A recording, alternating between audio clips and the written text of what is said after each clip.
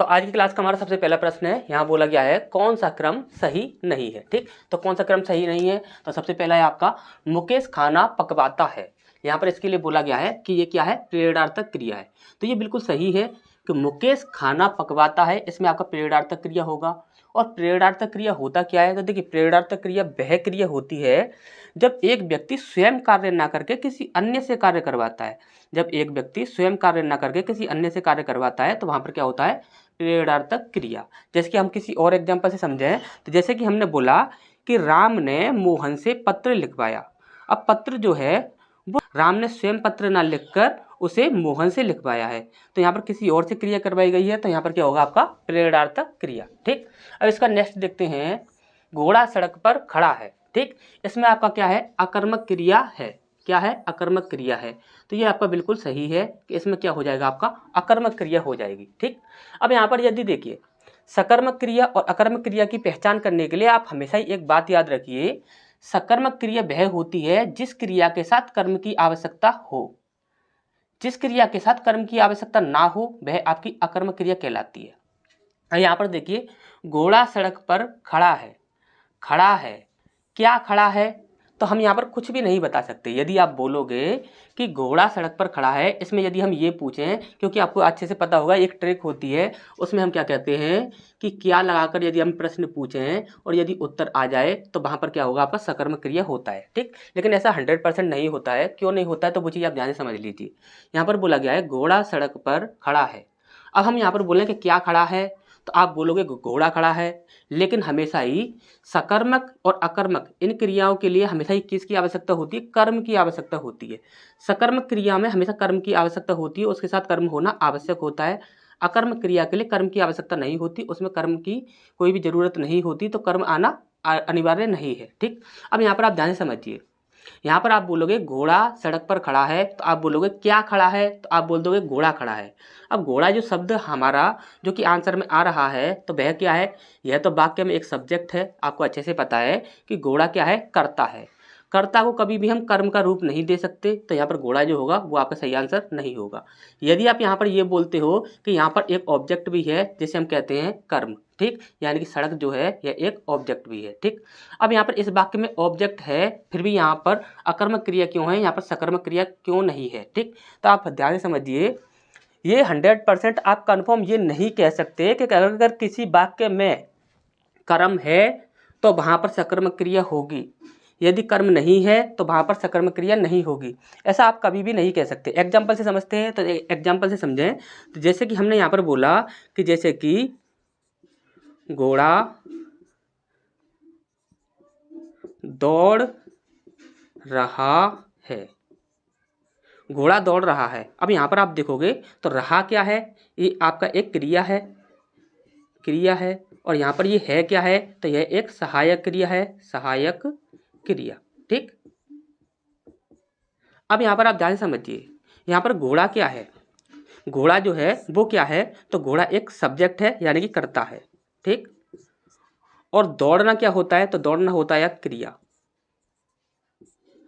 घोड़ा दौड़ रहा है, ये तीनों तो आपकी क्रियाएं हो गई, ये हो गया आपका कर्म।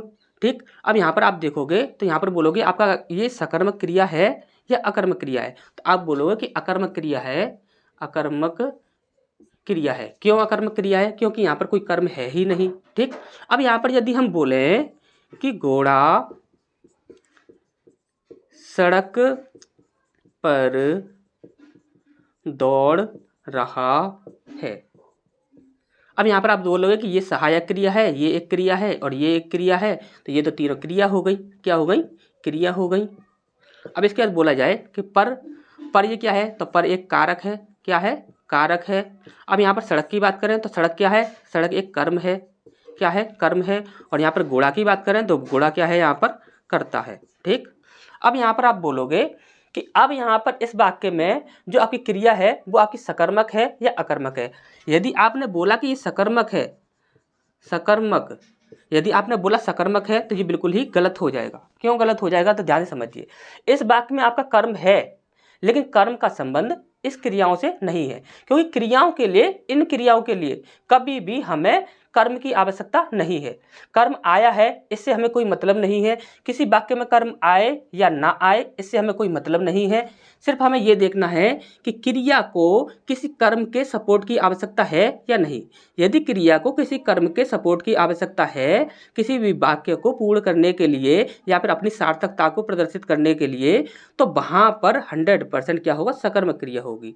लेकिन वहाँ पर जहाँ पर किसी भी वाक्य में कर्म आ रहा है लेकिन क्रिया के लिए किसी भी हमें कर्म की सपोर्ट की आवश्यकता नहीं है, तो वहाँ पर हमेशा ही अकर्मक क्रिया होगी। यदि एक और एग्जाम्पल से समझें तो देखिए ध्यान से समझिएगा। यहाँ पर यदि हम बोलते हैं कि यहाँ पर घोड़ा घोड़ा चर रहा है, हमने बोला घोड़ा चर रहा है, चर रहा है, ठीक। अब यहाँ पर आप बोलोगे कि घोड़ा क्या है, घोड़ा सब्जेक्ट है, चरना क्या है, तो चरना यहाँ पर एक क्या है, वर्ब है, क्रिया है।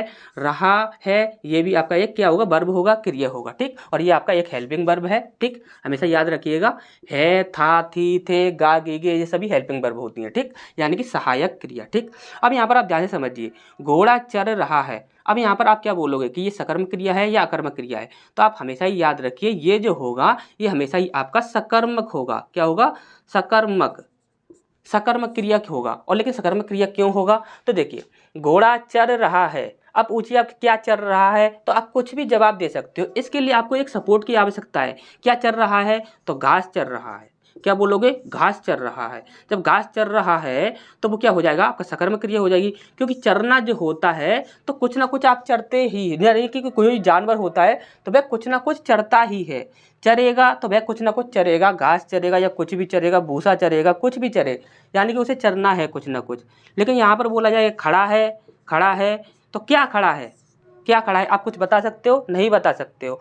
खड़ा होने के लिए कोई भी आपको सपोर्ट की आवश्यकता नहीं है कि आपको किसी भी कर्म की आवश्यकता हो। हमेशा याद रखिएगा, सकर्मक और अकर्मक क्रिया की पहचान करने के लिए आपको सिर्फ इतना ही याद रखना है कि यो क्रिया जो होगी हमारी, उसके लिए किसी के सपोर्ट की आवश्यकता है या नहीं। यदि सपोर्ट की आवश्यकता है तो वह सकर्मक होगी, यदि सपोर्ट की आवश्यकता नहीं है तो वह हमेशा क्या होगी, अकर्मक क्रिया होगी, ठीक। तो यहाँ पर नेक्स्ट आगे बढ़ते हैं।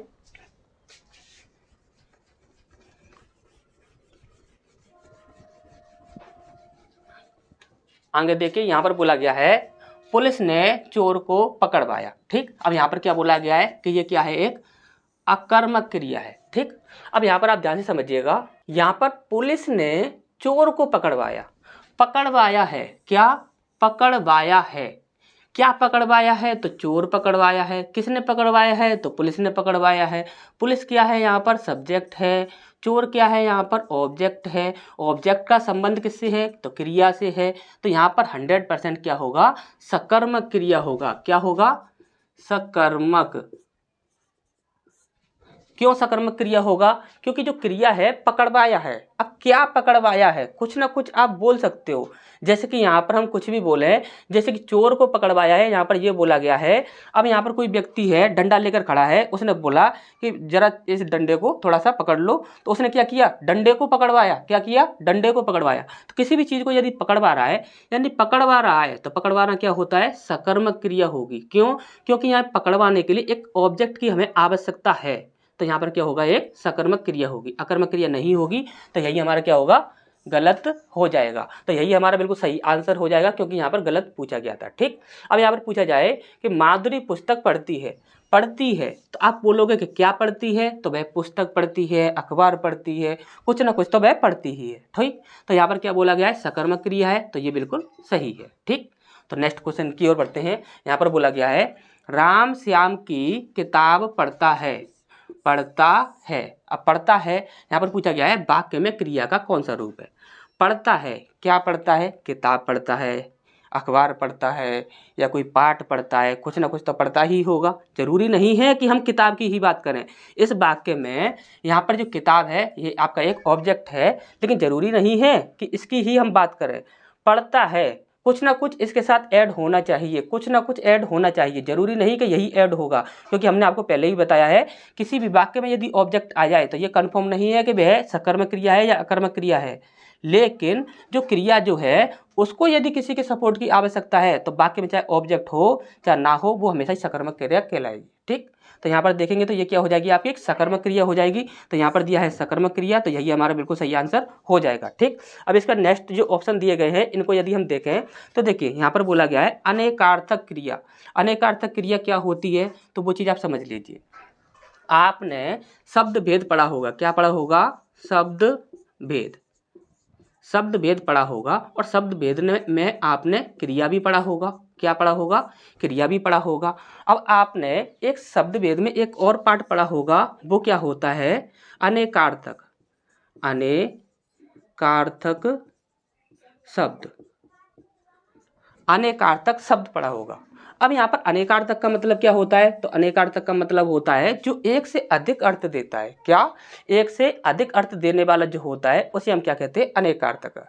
जैसे कि हम बोले, जैसे कि यहाँ पर हम बात करें तो पर्यायवाची जो शब्द होंगे, जैसे कि हम यहाँ पर अग्नि की बात करें तो अग्नि का क्या होगा? अग्नि का आग, पावक, दहन, ज्वाला, इस प्रकार से अनेकार्थक शब्द बन गई है। ठीक। इसी प्रकार से उसने बोला है, यहाँ पर क्या बोला है? उसने बोला है अनेकार्थक क्रिया। अनेकार्थक क्रिया। और क्रिया क्या होती है? तो क्रिया एक शब्द का रूप होती है। जब क्रिया की बात कर रहा है तो जैसे कि हम यहाँ पर बात करें, हमने एक क्रिया लिखी जो क्या है? चलना। ठीक। हमने एक क्रिया क्या लिखी? चलना। अब चलना की हम बात करें तो हम बोलेंगे गमन करना। क्या? गमन करना। इसके बाद हम बोल देंगे पधारना। ठीक। इसके बाद हम बोल देंगे आगे बढ़ना। ठीक। इसके बाद हम क्या बोलेंगे? आगे बढ़ना। इसके बाद हम बोल देंगे पदार्पण करना। पदार्पण करना। इसके बाद हम बोल देंगे प्रस्थान करना। क्या बोल देंगे? प्रस्थान करना। ठीक। अब यहाँ पर आप देखोगे तो ये सारे ही जितने भी शब्द हैं वो किसके लिए हैं? वो सिर्फ चलना जो क्रिया है उसके लिए हैं। किसके लिए हैं? चलना जो क्रिया है सिर्फ उसके लिए हैं। तो यहाँ पर क्या हो जाएगा? ये अनेकार्थक क्रिया। ठीक। समझ आया अच्छे से? जो ये चलना जो क्रिया है यह क्या हो जाएगा? अनेकार्थक क्रिया। इसका नेक्स्ट देखते हैं। यहाँ पर पूर्वकालिक क्रिया के बारे में बोला गया है। तो पूर्वकालिक क्रिया क्या होती है? तो पूर्वकालिक क्रिया होती है मुख्य क्रिया से पहले संपन्न होने वाली क्रिया। ठीक। मुख्य क्रिया से पहले संपन्न होने वाली क्रिया। और इसके हम लिए हम क्या करते हैं? जैसे कि मूल क्रिया प्लस कर प्रत्यय। मूल क्रिया के साथ जब हम कर प्रत्यय जोड़ देते हैं तो वो क्या बन जाती है? पूर्वकालिक क्रिया। जैसे कि हम एग्जाम्पल के तौर पर देखें तो एग्जाम्पल में हो जाएगा आपका, जैसे कि नहाकर, चलकर, पढ़कर, लिखकर। ठीक। नहाकर, चलकर, पढ़कर, लिखकर। ठीक। तो ये सभी क्या हो जाएंगी आपकी? ये सभी हो जाएंगी पूर्वकालिक क्रिया। ठीक। और अकर्मक क्रिया आपको अच्छे से पता ही है। ठीक। तो नेक्स्ट क्वेश्चन की ओर बढ़ते हैं। इसका नेक्स्ट प्रश्न हमारे यहाँ बोला गया है निम्नलिखित वाक्यों में से अकर्मक क्रिया का वाक्य है। अकर्मक क्रिया हमें बतानी है। क्या बतानी है? अकर्मक क्रिया जिसके साथ कर्म की आवश्यकता ना हो। ठीक। अब यहाँ पर आप ध्यान से समझिए। सबसे पहला है आपका राम गिलास से दूध पीता है। अब यहाँ पर क्रिया क्या है? पीना। पीता है तो आप बोलोगे क्या पीता है? तो आप बोलोगे पानी पीता है, चाय पीता है, दूध पीता है। कुछ ना कुछ पीना के साथ आप जोड़ सकते हो। जब जोड़ सकते हो तो ये क्या हो जाएगी? आपकी सकर्मक क्रिया। ठीक। तो यहाँ पर ऐसे हम क्या कर देंगे? कैंसिल कर देंगे। ठीक। अब इसके बाद लड़का मैदान में फुटबॉल खेलता है। लड़का मैदान में फुटबॉल खेलता है। खेलता है क्या खेलता है? फुटबॉल खेलता है, क्रिकेट खेलता है, कैरम खेलता है, लूडो खेलता है। कुछ ना कुछ यहाँ पर आप बता सकते हो। तो यहाँ पर क्या हो जाएगा आपके? ये गलत हो जाएगा। ठीक। इसका नेक्स्ट है आपका लड़कियां चुपचाप पुस्तक पढ़ रही हैं। पढ़ रही हैं। क्या पढ़ रही हैं? किताब पढ़ रही हैं, अखबार पढ़ रही हैं, पाठ पढ़ रही हैं, निबंध पढ़ रही हैं। कुछ ना कुछ वे पढ़ रही हैं। तो यहाँ पर क्या हो जाएगा? ये भी गलत हो जाएगा। तो सही आंसर हमारा क्या हो जाएगा? लड़की नाच रही है। नाच रही है। क्या नाच रही है? अब बताइए आप क्या नाच रही है? ये आप बिल्कुल भी नहीं बता सकते कि क्या नाच रही है। तो यही आपका बिल्कुल सही आंसर हो जाएगा जिसके साथ हमें अकर्मक क्रिया है ये, जिसके साथ हमें कर्म की आवश्यकता नहीं है। नाचना के साथ कर्म की आवश्यकता नहीं होती। ठीक, अब इसका नेक्स्ट देखते हैं, निम्नलिखित में से कौन सी सकर्मक क्रिया है? सकर्मक क्रिया है यानी कि जिसके साथ कर्म की आवश्यकता होनी चाहिए। ठीक, अब यहाँ पर देखिए, दौड़ना, दौड़ रहा है, क्या दौड़ रहा है नहीं बता सकते आप कि क्या दौड़ रहा है, तो ये आपका कैंसिल हो जाएगा। रूठना, रूठ रहा है, क्या रूठ रहा है ये आप बिल्कुल भी नहीं बता सकते, तो ये क्या हो जाएगा आपका कैंसिल हो जाएगा। इसके बाद मुस्कुराना, मुस्कुराना क्या होगा, इसके साथ भी आप ऑब्जेक्ट नहीं जोड़ सकते हैं, तो ये भी आपका कैंसिल हो जाएगा। पीना, पी रहा है, क्या पी रहा है, पानी पी रहा है, चाय पी रहा है, कुछ ना कुछ वह पी रहा है, तो यही क्या हो जाएगी सकर्मक क्रिया। तो यहाँ आपका सही आंसर क्या होगा, डी होगा। तो नेक्स्ट क्वेश्चन की ओर बढ़ते हैं। इसका नेक्स्ट प्रश्न हमारे यहाँ पर यहाँ बोला गया है, सीमांत पकौड़े खा रहा है। सीमांत क्या कर रहा है, पकौड़े खा रहा है। इस वाक्य में क्रिया का कौन सा रूप है ये हमें बताना है। ठीक, तो सबसे पहला है आपका अकर्मक क्रिया, दूसरा है आपका सकर्मक क्रिया, तीसरा है आपका प्रेरणार्थक क्रिया और चौथा है आपका द्विकर्मक क्रिया। ठीक, तो देखिए सीमांत पकौड़े खा रहा है, खा रहा है तो क्या खा रहा है, रोटी खा रहा है, हलवा खा रहा है या कुछ और खा रहा है, कुछ भी खा रहा है। आप कितनी भी चीज़ें बता सकते हो खाना के बारे में कि ये चीज़ वो खा रहा है। ठीक, तो यहाँ पर ये क्या हो जाएगा आपका सकर्मक क्रिया, क्या हो जाएगा सकर्मक क्रिया। प्रेरणार्थक की बात करें तो आपको अच्छे से पता है, जब एक क्रिया किसी और से कराई जाए तो वह क्या होगी, प्रेरणार्थक क्रिया होगी। अब इसका द्विकर्मक की बात करें तो देखिए द्विकर्मक को समझ लीजिए, यदि आपको नहीं पता तो द्विकर्मक को समझ लीजिए। द्विकर्मक होती है जब एक वाक्य में दो कर्म हो, जब एक वाक्य में दो कर्म होते हैं, एक क्रिया का संबंध दो कर्मों से होता है, तो वहाँ पर क्या होता है आपका द्विकर्मक क्रिया होती है। जिसमें से फर्स्ट होती है आपकी, जैसे हम प्रथम बोले, प्रथम, प्रथम कौन सी होती है, तो प्रथम होती है जैसे हम बोलते हैं सजीव, क्या बोलते हैं सजीव, या फिर हम बोलेंगे उसे प्राणीवाचक, क्या प्राणीवाचक। और दूसरा हम देखें तो दूसरी होती है आपकी द्वितीय, द्वितीय कौन सी होगी, निर्जीव, क्या निर्जीव। निर्जीव में क्या होगी, अप्राणीवाचक। ठीक, क्या हो जाएगी अप्राणीवाचक। और यदि हम एग्जाम्पल से समझें तो देखिए एग्जाम्पल में समझते हैं, राम ने मोहन को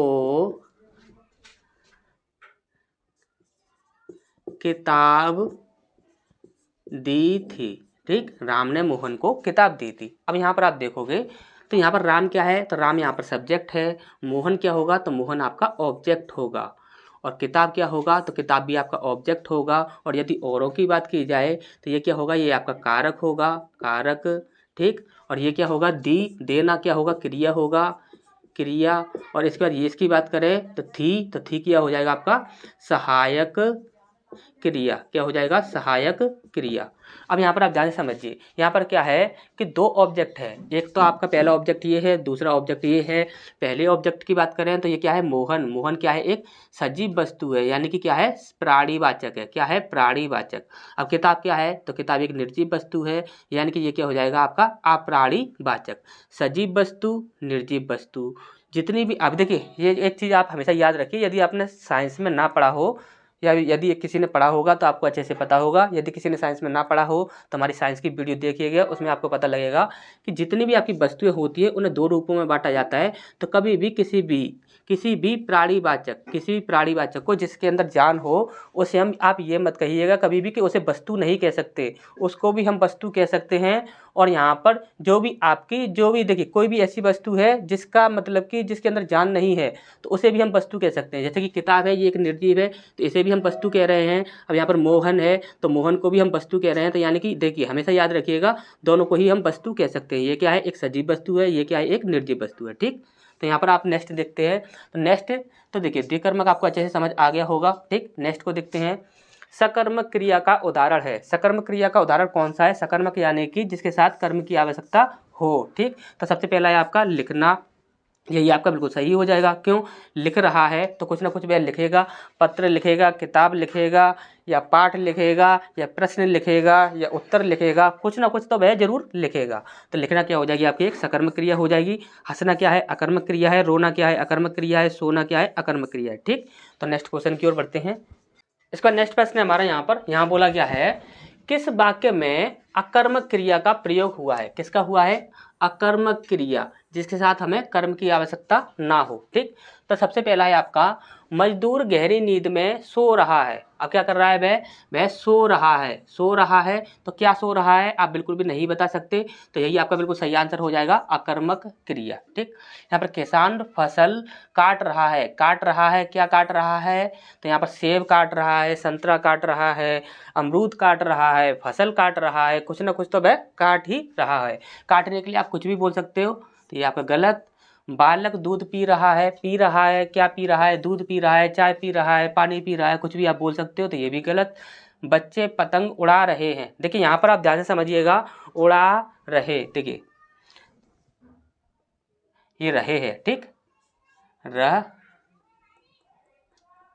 रहे, ठीक, रहे हैं, बच्चे पतंग उड़ा रहे हैं। ठीक, अब यहाँ पर आप ध्यान से समझिएगा, बहुत ही इंपॉर्टेंट बात बताने वाले हैं, वो चीज़ आप ध्यान से समझिएगा। यहाँ पर क्या लिखा हुआ है? उड़ा। ठीक, अब यहाँ पर ध्यान से समझिए, यहाँ पर बोला गया है यदि हम बोलें उड़ना, क्या बोले हम? उड़ना, और दूसरा हम शब्द बोले उड़ाना, उड़ाना।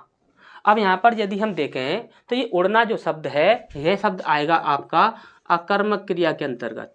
अकर्मक क्रिया, ठीक, किसके अंतर्गत आएगा? अकर्मक क्रिया के अंतर्गत। यदि हम यहाँ पर उड़ाना क्रिया की, उड़ाना शब्द की बात करें, तो यह जो क्रिया होगी वह आएगी आपकी सकर्मक, सकर्मक क्रिया के अंतर्गत। किसके अंतर्गत आएगी? सकर्मक क्रिया के अंतर्गत। अब ध्यान से समझिएगा ऐसा क्यों होता है। तो देखिए उड़ना, जैसे कि हम बोले कि पक्षी आकाश में उड़ रहे हैं। क्या बोले?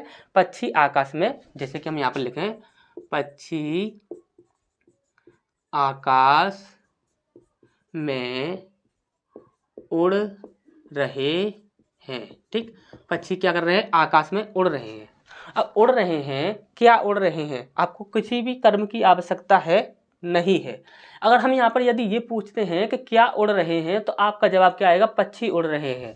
और पक्षी क्या होता है? तो पक्षी एक सब्जेक्ट होता है इस वाक्य में, वो एक कर्म नहीं होता। किसी भी सब्जेक्ट को हम कर्म का रूप नहीं दे सकते। क्रिया के साथ जुड़ने वाला क्या है? कर्ता है, यानी कर्ता जुड़ रहा है, तो यहाँ पर ये कर्म नहीं ले रहा है, कर्म की इसे आवश्यकता नहीं है। तो ये हमेशा ही क्या आएगा कि यहाँ पर उड़ना जो होता है वह आपका एक अकर्मक क्रिया होगी। क्या होगी? अकर्मक क्रिया होगी, जिससे कभी भी कर्म की आवश्यकता नहीं होती। अब यहाँ पर हम बोले उड़ाना। ठीक, उड़ाना, जैसे कि यहाँ पर बोला गया है बच्चे पतंग उड़ा रहे हैं। बच्चे पतंग उड़ा रहे हैं। अब उड़ाना क्या होगा? तो उड़ाना एक सकर्मक क्रिया होगा। क्यों होगा? तो देखिए उड़ा रहे हैं, अब आप बोलोगे क्या उड़ा रहे हैं, तो आप कुछ ना कुछ तो जवाब जरूर दोगे। जैसे कि हम यहाँ पर बोले हैं कि जहाँ पर जहाज, जहाज उड़ा रहे हैं। जैसे कि आप जब छोटे थे, जब क्लास में क्या करते थे, तो वहाँ पर आप कागज उड़ाते थे। क्या करते थे? कागज उड़ाते थे, पॉलीथीन उड़ाते थे। क्या उड़ाते थे? पॉलीथीन उड़ाते थे। और इसके बाद और क्या क्या उड़ाते थे, तो आपको अच्छे से पता है कि और क्या क्या उड़ाते थे। ठीक, तो यहाँ पर उड़ाना जो होता है उसके साथ हमें कर्म की आवश्यकता है, लेकिन उड़ना के साथ कर्म की आवश्यकता कभी ना थी और ना ही कभी होगी। ठीक, तो उड़ना क्या होगा? एक अकर्मक क्रिया होगा, और उड़ाना क्या होगा? एक सकर्मक क्रिया होगा। ठीक, अच्छे से समझ आ गया होगा। अब यहाँ पर क्या है? उड़ना, यहाँ पर है, सॉरी, यहाँ पर क्या है? बच्चे पतंग उड़ा रहे हैं। यहाँ पर है उड़ाना, तो उड़ा रहे हैं तो कुछ ना कुछ उड़ा रहे होंगे, तो ये क्या हो जाएगी आपकी? सकर्मक, क्या हो जाएगी? सकर्मक। और यहाँ हमसे पूछा गया था अकर्मक, तो अकर्मक के लिए सिर्फ एक ही ऑप्शन है, ए। ठीक, नेक्स्ट देखते हैं, निम्नलिखित में से किस वाक्य में दो कर्म है? क्या है? दो कर्म है। और जिस वाक्य में दो कर्म होते हैं वो क्या कहलाता है आपका? दिक्कर्मक। क्या कहलाता है? दिक्कर्मक क्रिया। ठीक, देखते हैं। सबसे पहला है यहाँ पर राम ने फल खरीदे। राम सब्जेक्ट है, न कारक है, खरीदना क्या होता है? क्रिया होता है। तो यहाँ पर क्या है? सिर्फ एक यहाँ पर कर्म है। ठीक, इसको नेक्स्ट देखते हैं। मोहन ने अच्छा खाना पकाया। मोहन सब्जेक्ट है, न कारक चिन्ह है, अच्छा एक यहाँ पर क्या होगा? विशेषण होगा। क्या होगा? विशेषण। क्या होगा, विशेषण होगा। ध्यान से समझ लीजिएगा। अच्छा, बुरा और काला, काला, गोरा, ये सभी क्या होते हैं, यहाँ पर गुणवाचक विशेषण के अंतर्गत आते हैं। ठीक, तो याद रखिएगा। इसके बाद है आपका खाना। खाना क्या हो जाएगा, ये ऑब्जेक्ट हो जाएगा। और इसके बाद पकाया, पकाया क्या हो जाएगा, क्रिया हो जाएगा। क्या हो जाएगा, क्रिया हो जाएगा। अब यहाँ पर नेक्स्ट देखते हैं, रमेश ने मुकेश को खिलौना दिया। ठीक, अब यहाँ पर रमेश क्या है, तो सब्जेक्ट है, ने क्या है, कारक चिन्ह है, मुकेश क्या है, तो यहाँ पर ऑब्जेक्ट है, को क्या है, तो को भी एक कारक चिन्ह है। क्या है, कारक चिन्ह है, ये भी कारक चिन्ह है। इसके बाद खिलौना की बात करें तो खिलौना क्या होगा, ऑब्जेक्ट होगा। देना क्या हो जाएगा, तो देना एक क्रिया हो जाएगा। क्या हो जाएगा, क्रिया हो जाएगा। अब यहाँ पर आप ध्यान से समझिए, मुकेश, मुकेश क्या है, सजीव है। क्या है, सजीव है, प्राणीवाचक। ये पहला ऑब्जेक्ट क्या हुआ, प्राणीवाचक हुआ। ठीक, दूसरा ऑब्जेक्ट क्या है, खिलौना। खिलौना क्या है, अप्राणीवाचक यानी कि निर्जीव। हमने आपको क्या बताया था, पहला क्या होता है, प्राणीवाचक। क्या होता है, प्राणीवाचक। और दूसरा क्या होता है, तो दूसरा होता है आपका अप्राणीवाचक। ठीक, अप्राणीवाचक। ठीक, तो अच्छे से समझ आ गया होगा। तो यहाँ पर क्या है, दो कर्म है और ये क्या कहलाएंगे, आपके द्विकर्मक। क्या कहलाएंगे, द्विकर्मक। ठीक, तो नेक्स्ट क्वेश्चन की ओर बढ़ते हैं। इसका नेक्स्ट प्रश्न है हमारे यहाँ बोला गया है, निम्नलिखित में से गलत विकल्प कौन सा है। हमें गलत विकल्प की पहचान करनी है। ठीक, तो यहाँ पर बोला गया है वह चतुर निकला, वह चतुर निकला। और इसके लिए बोला गया है सकर्मक क्रिया है। ये क्या ऐसी क्रिया है, सकर्मक क्रिया है। ठीक, अब यहाँ पर आप ध्यान से समझिएगा, ये जो निकलना जो शब्द है, ये जो निकलना शब्द है, ये क्या है, आपका क्रिया है। क्या है, क्रिया है। अब इस क्रिया के लिए यदि आप बोलोगे कि ये देखिए बोर्ड निकलना नहीं है, जैसे कि आप बोलते हो कि मैं घर से निकल रहा हूँ, कहाँ से निकल रहा हूँ, घर से निकल रहा हूँ, तो देखिए निकलना जो होता है इसके लिए कभी भी कर्म की आवश्यकता नहीं होती। किसकी आवश्यकता नहीं होती, कर्म की आवश्यकता नहीं होती। तो निकलना जो होता है वह एक क्या कहलाता है, अकर्मक क्रिया कहलाता है। क्या कहलाता है, अकर्मक क्रिया। वह अकर्मक क्रिया कहलाएगा, सकर्मक क्रिया कभी भी नहीं कहलाएगा। आप पूछोगे क्या निकला, तो आप नहीं बता सकते कि क्या निकला, तो वह क्या है, अकर्मक क्रिया है, सकर्मक क्रिया नहीं होगा। और यहाँ पर गलत पूछा गया था, तो यही हमारा बिल्कुल सही आंसर हो जाएगा। ठीक, यदि और ऑप्शंस की बात करें तो वह कॉलेज से आकर सो गया।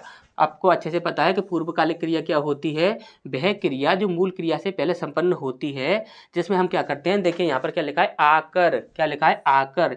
यानी कि हम क्या करते हैं, मूल क्रिया प्लस कर प्रत्यय। क्या, कर प्रत्यय। ठीक, हम कर प्रत्यय जोड़ देते हैं मूल क्रिया में, तो वो क्या बन जाती है, आपकी पूर्वकालिक क्रिया, यानी कि मूल क्रिया से पहले संपन्न होने वाली क्रिया। ठीक, तो ये भी आपका बिल्कुल सही है। तो इसे कैंसिल कर देते हैं। उसने आम खाया। खाया, क्या खाया, आम खाया, आम खाया, या फिर आप बोल सकते हो कि संतरा खाया, सेब खाया, कुछ भी बोल सकते हो। तो क्या हो गया, सकर्मक क्रिया है। तो ये भी आपका बिल्कुल सही है। तो इसे कैंसिल कर देते हैं। मोर नाचता है। नाचना, नाचना क्या होता है, एक अकर्मक क्रिया होती है।